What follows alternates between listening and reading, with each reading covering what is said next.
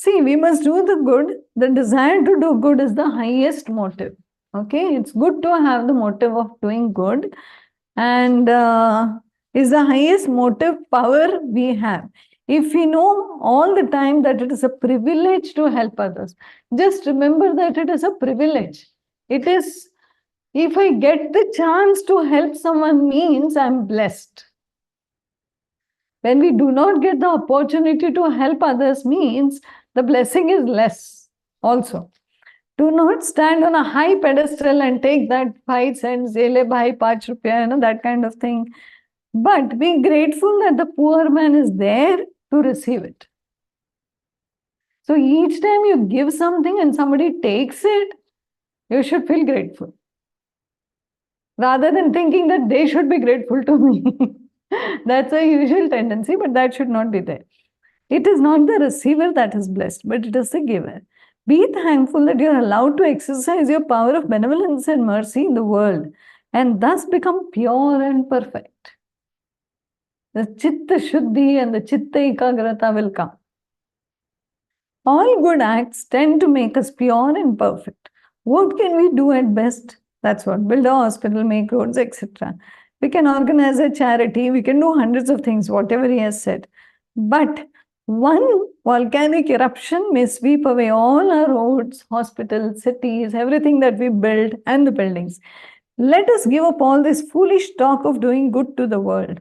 It is not waiting for your or my help. Imagine, he was helping people so much, but still he is saying this. Yet we must work and constantly do good because it is a blessing to ourselves. That is the only way we can become perfect. No beggar whom we have helped has ever owed a single cent to us.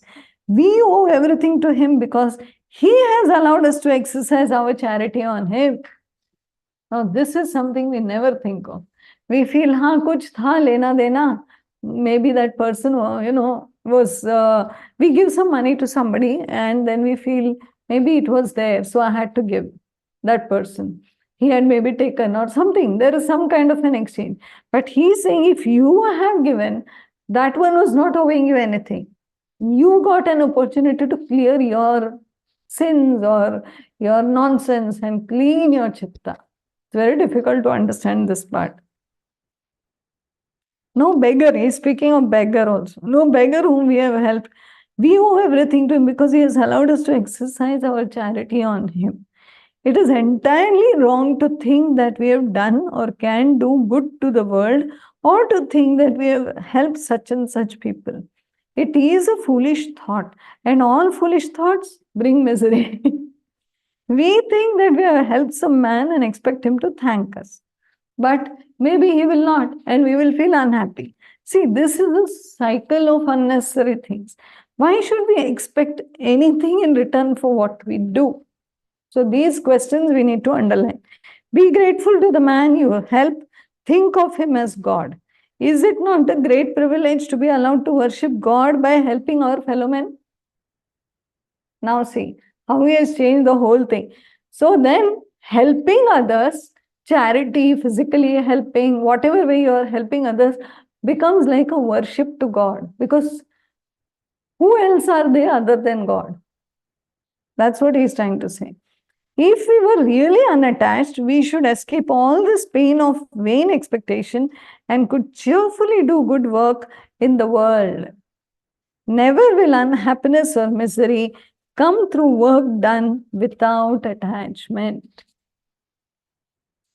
So, there are 3 things to learn, 4 things. Okay? Never will unhappiness or misery come through work done without attachment. If attachment is to what? Attachment is to the fruit. We are not attached to anything. We are attached to the result. How did they say? Did they say it was good? Did they pat my back? Did they give me money? Did they give me award? Did they give me something, promotion, etc.? Something. So the attachment is to the fruit. So then, without attachment to anything, anybody, any fruit, any result, there will be no unhappiness and no misery if you are non-attached. So then, do your work without attachment to the result. Why? Today only I was teaching in the Wednesday session. Karmani va adhikaraste ma phaleshu kadachana. The phala is not in our hands anyway. Phala depends on the samashti, the prakriti. To do the action depends on me. That is the adhikara of the Manushya Janma, not for any other yoni. No gods, no devils, no ants, no animals have the power to exercise work. They are machines. They are just working as, it is called Bhoga Yoni. Only Manushya Janma is Karma Yoni, where we have a right to choose that I want to work or I want to lie down. That is also action.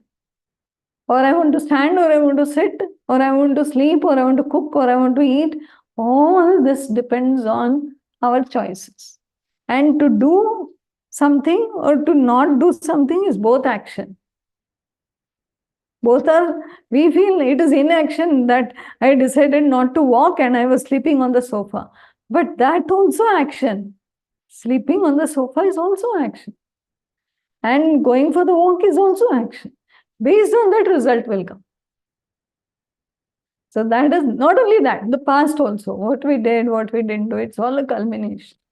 So anyway, without attachment, we will close the session. Without attachment to the fruit, do your work. Why? There will be no misery, no unhappiness.